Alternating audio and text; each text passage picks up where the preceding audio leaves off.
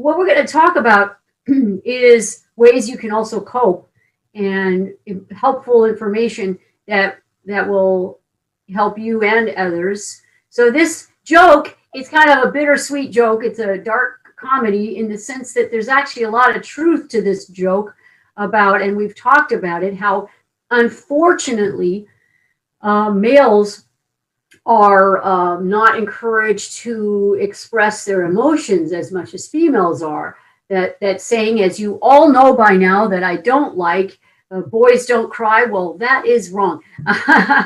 Boys should be allowed to cry when they need to. But as we grow up in this world, we learn how to, at least two things. We learn how to mask our emotions, but what we should also learn is how to express them, but in a healthy way.